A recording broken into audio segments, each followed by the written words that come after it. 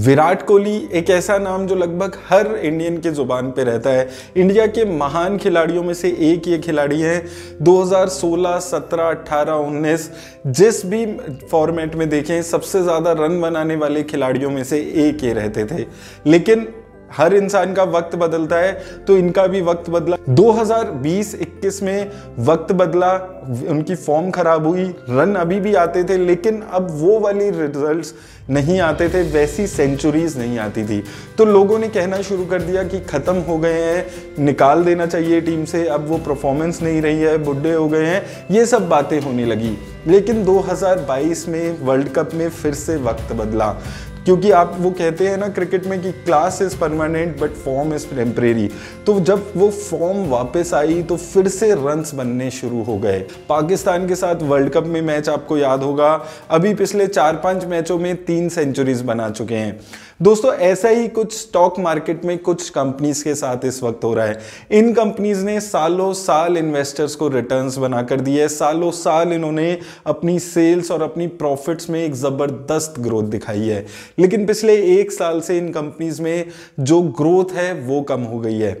Profit में अभी भी ये कंपनीज हैं, लेकिन हाँ वो वाली ग्रोथ की बात नहीं रही। वो 25-30% की अब ग्रोथ इन कंपनीज में पिछले 1 साल में नहीं हो रही है।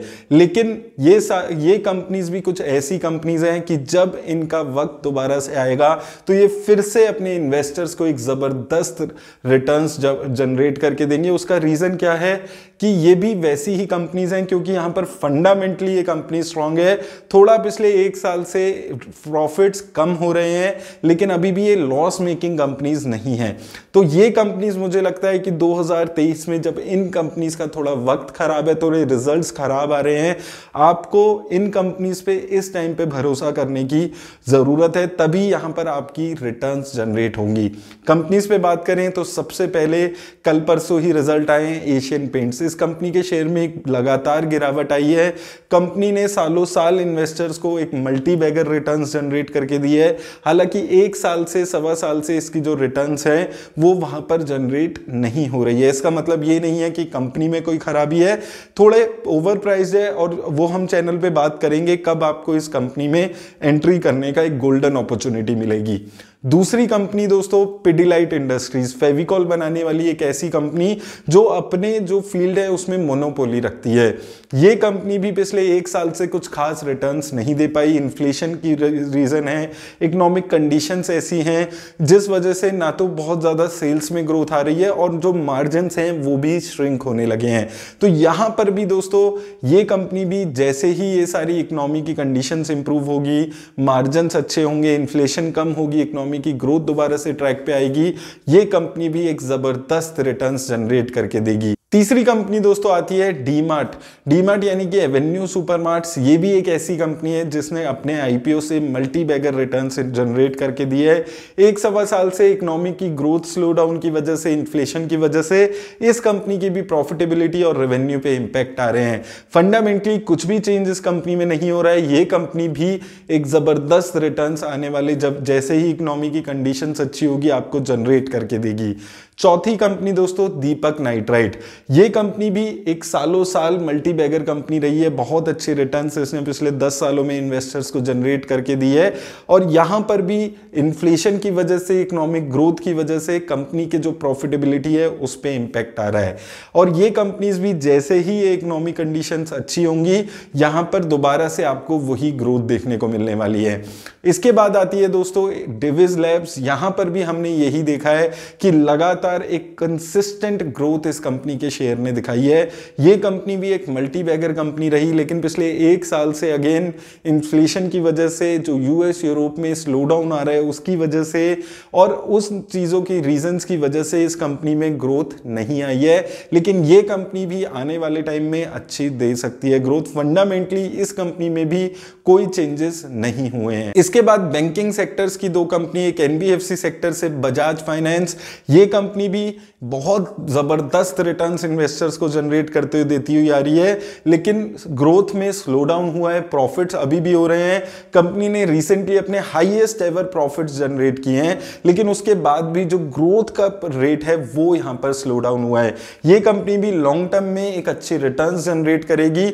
यहां पर भी फंडामेंटली कुछ भी चेंजेस नहीं हुए हैं, बस ग्रोथ में थोड़ा स्लो डाउन आया है।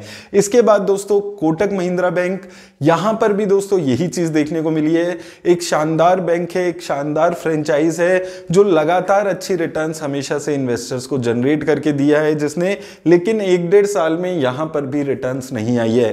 फंडामेंटली क्या इस कंपनी में कोई कमी आई है? कोई कमी इस कंपनी में अभी भी फंडामेंटली नहीं आई है।